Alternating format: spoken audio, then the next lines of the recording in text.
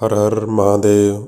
जय भोलेनाथ। जो भगवान शिव की भक्ति में तत्पर हैं, जो मन से उन्हीं को प्रणाम और उन्हीं का चिंतन करते हैं, वे कभी दुख के भागी नहीं होते। जो पुरुष नित्य भक्ति परायण हो शिवलिंग की पूजा करता है, उसको सफल सिद्धि प्राप्त होती है तथा वह पापों के चक्कर में नहीं पड़ता।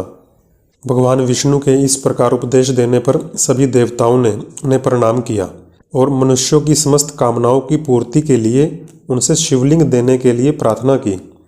सभी देवताओं की प्रार्थना सुनकर विष्णु ने विश्वकर्मा को बुलाकर उन्हें सभी देवताओं को सुंदर शिवलिंग निर्माण करके देने के लिए कहा।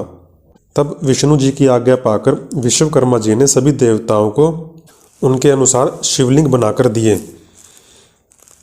किस देवता को कौन सा शिवलिंग प्राप्त हुआ, इसका वर्णन करते हुए ब्रह्मा जी नारद जी को बताते हैं कि इंद्र को मणि के बने हुए शिवलिंग, कुबेर को सुवर्णमय शिवलिंग प्राप्त हुआ। भगवान विष्णु इंद्र नीलमय तथा ब्रह्मा हेममय लिंग की पूजा करते हैं। विश्व देवगण चांदी के शिवलिंग की, वसुगण पित्तल के बने हुए शिवलिंग की तथा दोनों अश्वनी कुमार पार्थिव लिंग की पूजा करते हैं। लक्ष्मी देवी स्फटिकमय लिंग की, आदित्यगण ताम्रमय लिंग की, राजा सोम मोती के बने हुए शिवलिंग की तथा अग्निदेव हीरे के बने हुए शिवलिंग की उपासना करते हैं। ब्राह्मण और उनकी पत्नियां मिट्टी के बने हुए शिवलिंग की, मायासुर चंदन से बने हुए शिवलिंग की, नागगण मूंगे से बने हुए शिवलिंग का आदरपूर्वक पूजन करते हैं। देवी मक्खन के बने हुए शिवलिंग की, योगी जन भस्म के बने हुए शिवलिंग की, यक्षगण दधि निर्मित शिवलिंग की, छाया देवी आटे से बने हुए शिवलिंग की और ब्रह्मा पत्नी रत्नमय शिवलिंग की निश्चित रूप से पूजा करती हैं। इस प्रकार विश्वकर्मा जी ने विभिन्न लोगों को तथा सभी देवताओं को और ऋषियों को शिवलिंग बनाकर दिए। ब्रह्मा जी कहते हैं, मनुष्य को जब तक ज्ञान की प्राप्ति न हो तब तक वह विश्वास दिलाने के लिए कर्म से ही भगवान शिव की आराधना करे। जगत के लोगों को एक ही परमात्मा अनेक रूपों में अभिव्यक्त हो रहा है। जिस प्रकार एकमात्र भगवान सूर्य एक स्थान में रहकर भी जलाशय आदि विभिन्न वस्तुओं में अनेक रूप से दिखते हैं। जब तक मनुष्य को तत्व ज्ञान न हो जाए तब तक प्रतिमा की पूजा आवश्यक है। ज्ञान के अभाव में जो व्यक्ति प्रतिमा पूजा की अवहेलना करता है, उसका पतन निश्चित है। जिस व्यक्ति के पास जिस प्रकार संपत्ति हो या उसकी आर्थिक क्षमता हो, उसी के अनुसार ही उसे पूजन और दान करना चाहिए, क्योंकि पूजन और दान आदि के बिना पाप दूर नहीं होते।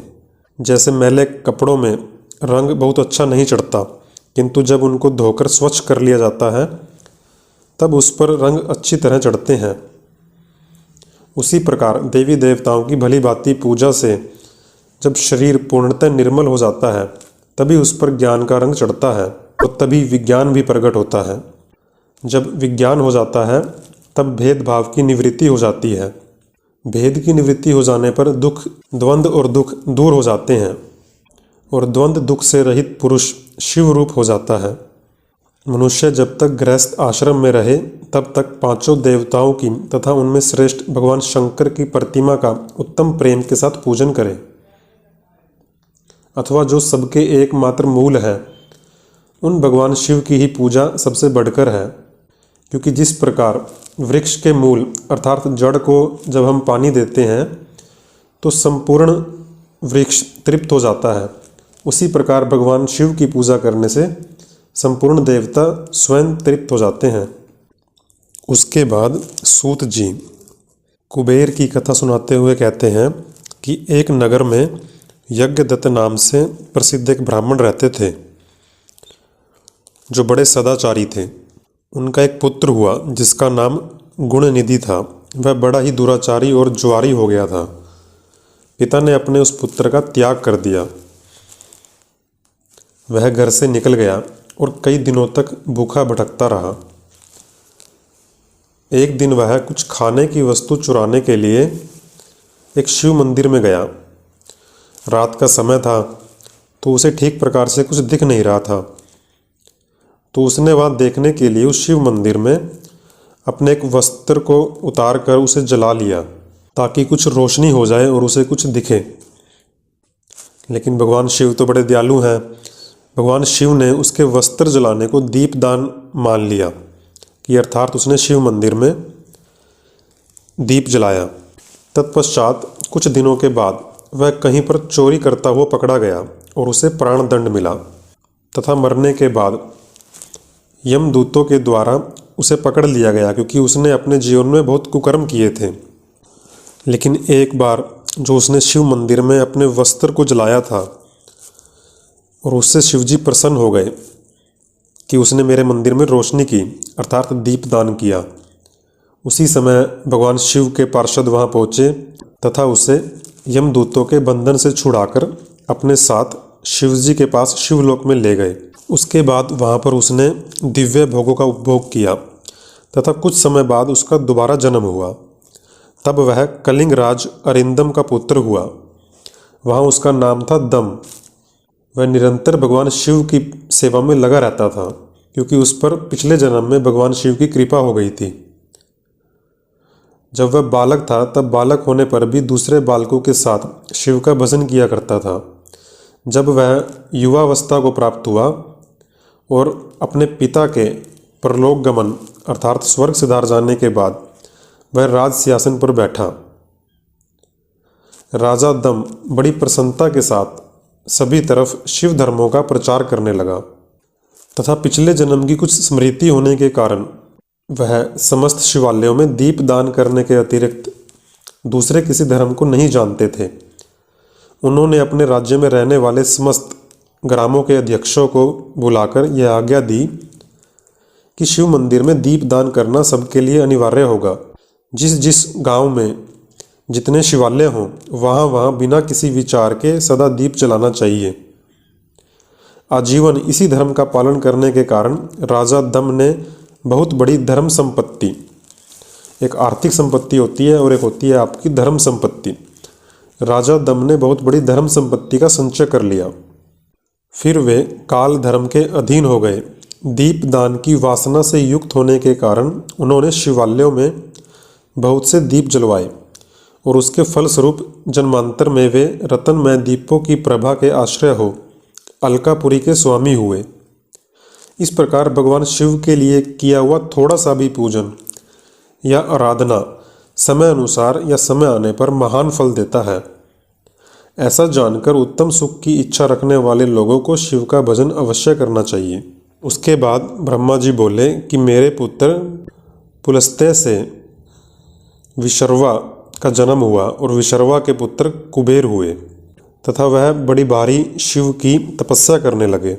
और उन्होंने तब तक तपस्या की जब तक उनके शरीर में केवल अस्थि और चर्म मात्र ही रह गया। इस प्रकार उन्होंने 10,000 वर्षों तक तपस्या की।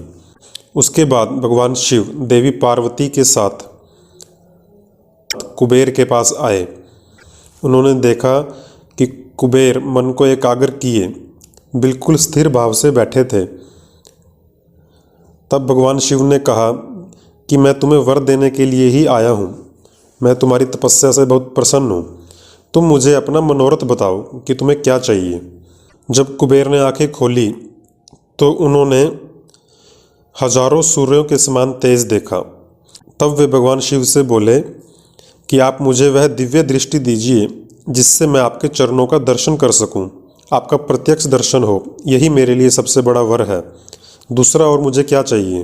कुबेर की यह बात सुनकर देवादिदेव उमापति भगवान शिव ने अपने हाथ से उन्हें स्पर्श किया, जिससे उन्हें देखने की शक्ति प्रदान की।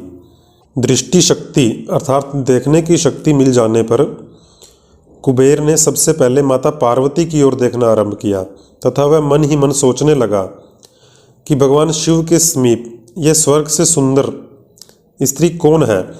इसने ऐसा कौन सा तप किया है जो मेरी तपस्या से भी बढ़कर है। जब वह बार बार क्रूर दृष्टि से उनकी ओर देखने लगा तब माता पार्वती ने महादेव जी से कहा कि प्रभु यह दुष्ट तपस्वी बार बार मेरी ओर क्यों देख रहा है। देवी पार्वती की यह बात सुनकर भगवान शिव हंसते हुए बोले कि हे पार्वती, यह तुम्हारा पुत्र है। यह तुम्हें क्रूर दृष्टि से नहीं देखता, अपितु यह देखना चाह रहा है कि तुमने ऐसी कौन सी तपस्या की है जिसकी वजह से तुम्हें मेरा संग प्राप्त हुआ है। फिर भगवान शिव प्रसन्न होकर कुबेर से बोले कि मैं तुम्हें वर देता हूँ, तुम निधियों के स्वामी हो जाओ तथा सभी के लिए धन के दाता बनो। मेरे साथ तुम्हारी सदा मैत्री बनी रहेगी। मैं नित्य तुम्हारे निकट निवास करूँगा। आओ और माता पार्वती के चरणों में प्रणाम करो, क्योंकि यह तुम्हारी माता है। उसके बाद कुबेर ने माता पार्वती के चरणों में प्रणाम किया तथा माता पार्वती ने प्रसन्नचित्त होकर कहा कि भगवान शिव में तुम्हारी सदा निर्मल भक्ति बनी रहे तथा महादेव जी ने जो तुम्हें वर दिए हैं वे सभी तुम्हें सुलभ हों तथा मेरे प्रति ईर्ष्या करने के कारण तुम कुबेर के नाम से प्रसिद्ध हो जाओगे। इस प्रकार कुबेर को वर देकर भगवान शिव माता पार्वती के साथ अपने धाम में चले गए तथा इस प्रकार कुबेर ने भगवान शिव की मैत्री प्राप्त की, अर्थात वे भगवान शिव के मित्र हो गए तथा कुबेर का निवास स्थान जो अलकापुरी था उसके साथ ही कैलाश पर्वत था, तो भगवान शिव का वह निवास हो गया। इस प्रकार कुबेर से मित्रता करने के बाद भगवान शिव कैलाश स्थान पर अपना निवास बनाकर रहने लगे।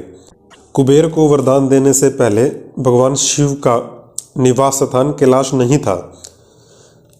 उन्होंने कैलाश को अपना निवास स्थान सिर्फ इसलिए बनाया क्योंकि वह कुबेर के निवास स्थान अलकापुरी के पास था तथा कुबेर को उन्होंने अपना मित्र बना लिया था।